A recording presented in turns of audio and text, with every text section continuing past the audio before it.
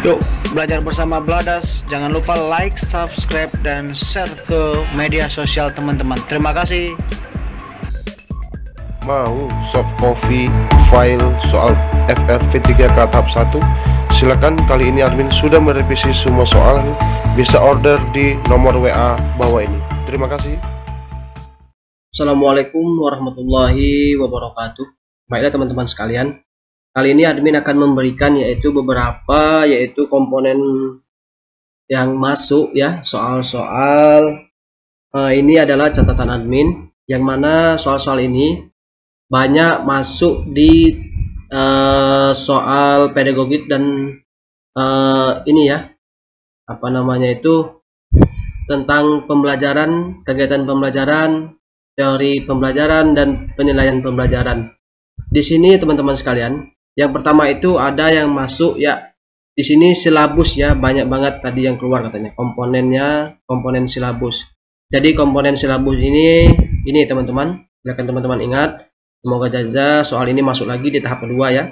Itu ada identitas, KI, KD, materi pokok, kegiatan pembelajaran, penilaian, nilai karakter, alokasi waktu, dan sumber belajar. Itu ya teman-teman, silakan teman-teman hafal ini. Terus ada juga di sini kemudian soal itu ia termasuk ke dalam apa? Pernyataannya tersebut masuk penilaiankah, materikah, dan lain-lain. Terus ada juga yang ketiga itu ada soal tentang persepsi dan konfirmasi ya. Jadi begini teman-teman, banyak soal ini yang keluar yaitu soal tentang uraian ibaratnya, yaitu tentang penalaran kita selaku guru menghadapi permasalahan di kelas tersebut. Terus ada soal tentang persepsi konfirmasi. Itu persepsi ini maksudnya di sini teman-teman, jika nanti ada kegiatan yang dilakukan oleh guru dalam pembukaan kegiatan pembelajaran untuk menarik perhatian peserta didik supaya fokus pada ilmu atau pengalaman baru yang akan disampaikan oleh guru. Jadi nanti misalkan ada soal seperti ini, berarti dia itu masuk ke bagian persepsi kita selaku guru. Terus kalau konfirmasi itu, dalam kegiatan konfirmasi ini guru memberikan umpan balik terhadap apa yang dihasilkan peserta didik melalui pengalaman belajar. Biasanya kita melakukan ini yaitu persepsi ini. Sudah persepsi, maka guru itu ada, maksudnya dia anak-anak itu sudah belajar ini apa belum. Jadi kita itu ada umpan balik antara guru dan peserta didik. Terus ya teman-teman sekalian, ada juga yaitu cara guru mengelola kelas. Ya banyak banget tadi kan. Main nalar dan pilih jawabannya yang benar-benar paling bagus, karena semuanya bagus-bagus. Ya jadi tentang pengelolaan kelas ini teman-teman, biasanya itu gambarannya adalah seperti anak hiperaktif seperti itu. Terus permasalahan anak di dalam kelas. Nah kita itu disuruh misalkan itu ada teori dari Gigne, ada teori dari Asubela itu ya. Jadi bagaimana kita melakukan pengelolaan dalam kelas tersebut. Terus ada juga yang keluar itu mapel IPA dan IPS, yaitu ada kerajaan Singosari. Terus suruh milih media apa yang cocok yang digunakan. Kemudian indikatornya apa saja dari KD tersebut. Jadi audio visual itu kayaknya masuk video katanya ya. Jadi kalau untuk masalah candi kerajaan itu kita lebih terarah ke audio visual ya, seperti menonton video seperti itu teman-teman sekalian. Terus ada juga nilai raport siswa yang tak tuntas 5 mapel dan KKM-nya 75. Tapi dia siswa berprestasi dan masuk OSN mewakili sekolah ke tingkat nasional. Naik kelas atau tidak? Ini ya sudah dibahas katanya. Jadi ini teman-teman, ada nilai raport siswa itu yang tidak tuntasnya 5 mapel, KKM-nya itu 75. Namun dalam 5 mapel, karena dalam Permendikbud itu atau peraturan bahwasanya anak-anak itu tidak bisa lebih dari 3 mapel yang di bawah KKM.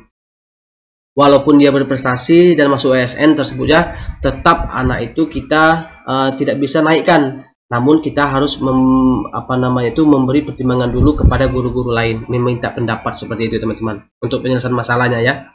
Terus penilaian tadi keluar yaitu menyeluruh, akuntabel, dan adil. Ini maksudnya itu nanti contoh ya teman-teman sekalian. Kalau penilaian yang akuntabel itu kita itu dapat mempertanggungjawabkan. Misalkan ada wali murid marah ke ini ya, wali murid itu marah ke kita selaku guru, terus dia memprotes nilai anaknya kenapa rendah. Nah, jadi kita itu memberikan yaitu bukti bahwasanya kita semua nilai-nilai anak itu kita tulis. Jadi ada tanggung jawab dari kita selaku guru. Itu ya teman-teman. Terus ada komponen promise. Ada pilihan angka 1 sampai 10, termasuk komponen promise mana saja. Nanti itu ya teman-teman, kalian itu diarahkan banyak ya. Ada yang 1, 2, 3, 4, 5 sampai 10. Jadi kita milih berapa ABC-nya, itu kita pilih 2, strip 3, strip 4, strip 5 seperti itu ya teman-teman sekalian. Jadi di situ kita memilih yang mana termasuk dalam komponen tersebut. Nah, jadi komponen promise ini teman-teman, yaitu identitas. Kalau identitas itu ada satuan pendidikan, mata pelajaran, kelas, semester, tahun pelajaran. Terus kalau format isiannya itu ada tema, subtema, pembelajaran, ke alokasi waktu dan bulan yang terperinci per minggu, dan keterangan yang diisi pelaksanaan pembelajaran berlangsung. Itu teman-teman, ini adalah komponen dari promise tersebut ya teman-teman. Ini maksudnya ini ya, identitas, ada satuan pendidikannya, ada mata pelajaran, ada kelas atau semesternya, ada tahun pelajarannya. Itu termasuk di identitasnya. Kalau ditanya identitas ini teman-teman. Kalau misalkan ditanya nanti format isian, maka isinya ini teman-teman sekalian.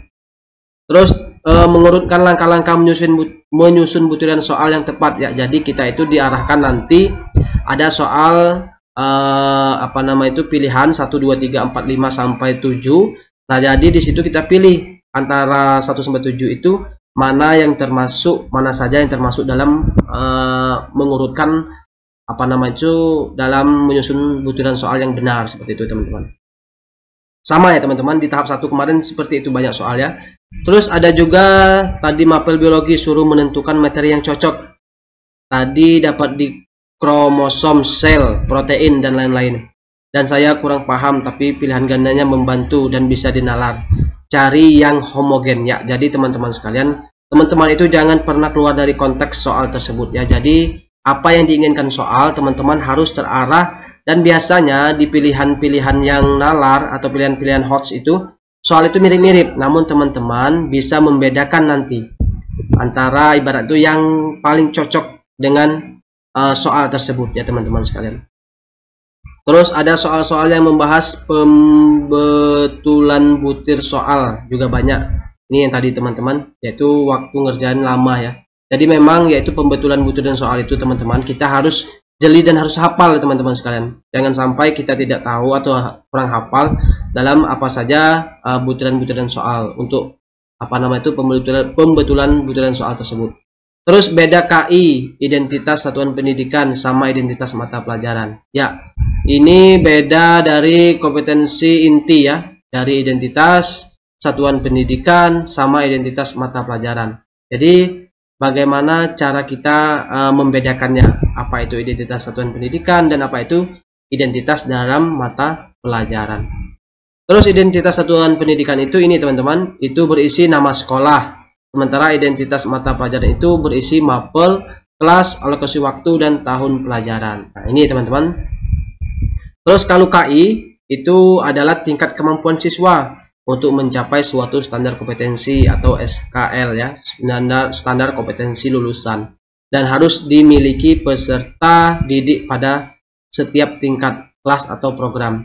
Sedangkan komponen dasar adalah kompetensi dasar, maksudnya KD, itu kemampuan siswa untuk mencapai kompetensi inti yang harus diperoleh peserta didik melalui pembelajaran yang cocok. Ini admin cari dari Google. Jadi teman-teman kemarin itu kan masuk harus kita menguasai KD, KI itu ya teman-teman di tahap 1 kemarin. Silakan teman-teman hafal ini dan lihat apa saja yang terbentuk di identitas, DKI, DKD, dan SKL ya teman-teman sekalian. Terus ada ini ya teman-teman. Nah, ini penilaian praktik ya. Nah, penilaian praktik ini masuk ke contoh ya. Ini membaca karya sastra, membaca pidato, menggunakan peralatan laboratorium, memainkan alat musik, bermain bola, bermain tenis, berenang, menyanyi, menari, dan sebagainya. Itu untuk penilaian praktik. Kalau untuk penilaian proyek, yaitu investigasi ya terhadap jenis keanekaragaman hayati Indonesia, membuat makanan dan minuman dari buah segar kreasi sendiri. Terus ada penilaian produk, ya membuat makanan jajanan pasar sesuai dengan daerah. Intinya produk ya teman-teman. Beda ya produk dan proyek itu ya teman-teman. Silakan teman-teman baca. Terus di situ ada penilaian portofolio ya, yaitu ada nilai-nilai praktek, ada proyek tadi ya teman-teman. Terus ada produk ya dikumpulkan jadi satu ya, jadi semuanya dikumpul jadi satu atau dinamakan dengan tugas atau penilaian portofolio dijadikan satu album ya. Jadi semoga itu bermanfaat ya teman-teman. Itu lanjut di skema penilaian sikap ya, bagannya ini ya, bagiannya itu ada, ingat bagannya ini penilaian sikap terbagi dua, yaitu bagian utama dan penunjang. Terus ada bagian utama, yaitu itu ada bagan ini teman-teman nanti ya. Terus ada observasi guru kelas, observasi guru mapel seperti agama dan PJOK. Terus bagian penunjang itu penilaian diri dan penilaian antar teman. Jadi nanti ada bagan di sini teman-teman. Misalkan nanti di soal itu kita disuruh mana yang termasuk bagian apa namanya itu observasi. Ya, observasi itu adalah bagian dari guru mapel seperti agama dan PJOK. Kalau bagian utama itu observasi guru kelas. Kalau untuk penunjang, bagian utama dan penunjang ya, ini penunjang, yang penunjang ini ya teman-teman penilaian diri apabila kita disuruh memilih nanti di bagan tersebut. Terus dilihat bagannya, perhatikan letaknya, nanti isi kolom kosong asal jangan itu ya teman-teman. Terus ada contoh kasus dalam mengajar dengan torso, terus penilaiannya bagaimana, proyek atau praktek atau apa ya gitu katanya. Jadi itu kalau untuk torso itu pelajaran IPA ini teman-teman, masuk di bagian praktek ya teman-teman sekalian. Terus metode pembelajaran induktif dan deduktif ya, metode induktif dan deduktif ini teman-teman sekalian. Terus ada berpikir induktif, itu adalah metode digunakan dalam berpikir dengan bertolak dari hal-hal khusus ke umum. Hukum yang disimpulkan di fenomena yang diselidiki berlaku bagi fenomena sejenis yang belum diteliti. Terus generalisasi adalah bentuk dari metode berpikir induktif. Terus kalau metode deduktif itu metode berpikir deduktif. Maksudnya itu adalah metode berpikir yang menerapkan hal-hal yang umum terlebih dahulu untuk seterusnya dihubungkan dalam bagian-bagian yang khusus. Ya contohnya ya teman-teman seperti ini ya. Masyarakat Indonesia konsumtif itu umum ya. Dikarenakan adanya perubahan arti sebuah kesuksesan, nah ini khusus. Dan kegiatan imitasi masuk ke khusus juga. Dari media-media hiburan yang menampilkan gaya hidup konsumtif sebagai prestasi sosial dan penanda status sosial. Ini teman-teman umum ke khusus. Kalau yang induktif itu dari khusus ke umum. Terus kriteria penulisan soal yang benar. Ini teman-teman, kaidah penulisan soal uraian itu yang benar itu ada soal segi soal, terus soal harus sesuai dengan indikator, terus setiap pernyataan harus diberikan batasan jawaban yang diharapkan, dan materi yang ditanyakan harus sesuai dengan tujuan pengukuran ya teman-teman. Terus materi yang ditanyakan harus sesuai dengan jenjang jenis sekolah atau tingkat kelas. Segi konstruksinya ini ya, menggunakan kata tanya atau perintah yang menuntut jawaban terurai. Ada bentuk yang jelas tentang cara mengerjakan soal. Terus setiap soal harus ada pedoman penskoran.